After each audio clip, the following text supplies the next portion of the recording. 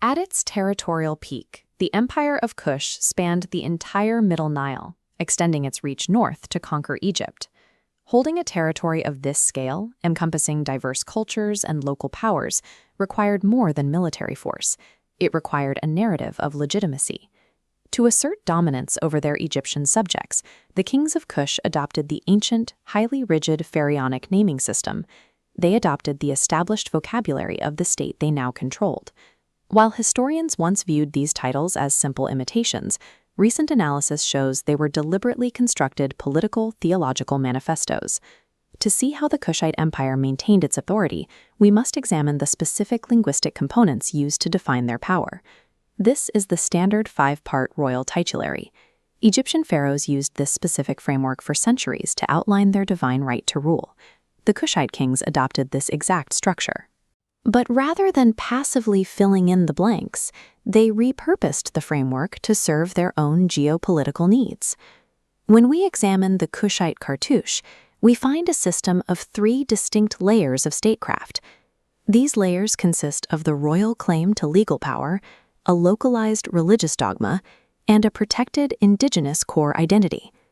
By analyzing these naming components piece by piece, we can see how Kushite kings legitimized their rule in a foreign language while maintaining their Nubian roots.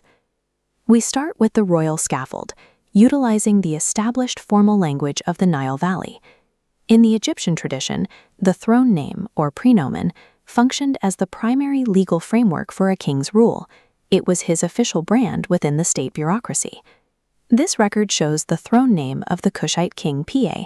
In an Egyptian context, the 2 lands referred to Upper and Lower Egypt. However, when a Kushite king claimed this title from a capital hundreds of miles to the south, the geography changed.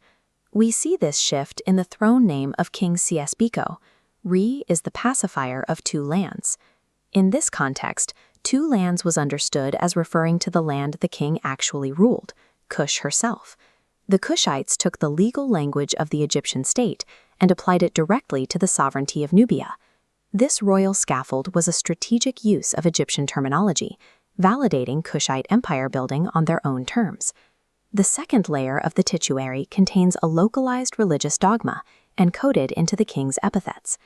King Arkamani illustrates how Kushite kings eventually moved away from Egyptian religious naming conventions. Analysis of Arkamani's Horus names reveals a new, localized theological stance without Egyptian analogues. The epithet Tit-Ra, image of Re, frames the ruler as a manifestation of divinity. Emphasizing physical agency, the text stresses his active function as lord of rituals and sustainer of his land. These names were active declarations. They gave the king exclusive religious authority over the rituals of state.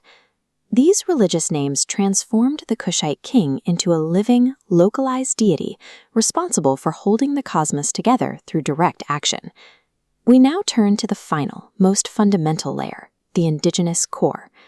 While throne names provided a formal Egyptian scaffold, the primary differentiator was the final piece of the titulary, the son of Re, or birth name. We see this in the birth name of King Pa. Unlike his translated throne name, his birth name is a distinctly non-Egyptian phonetic construction. These birth names are indigenous Nubian words. The Kushites required Egyptian scribes to write out these foreign sounds using hieroglyphs. Over centuries, this linguistic confidence outgrew the Egyptian cartouche and became a distinct Meroitic royal vocabulary. The kingdom eventually formalized the term kore. This was the original Meroitic word for king or ruler. This shift was not limited to the king's title, but extended to the administrative structure of the entire state. Other indigenous terms like Pikar emerged to replace Egyptian administrative titles as the kingdom transitioned into the Meroitic period.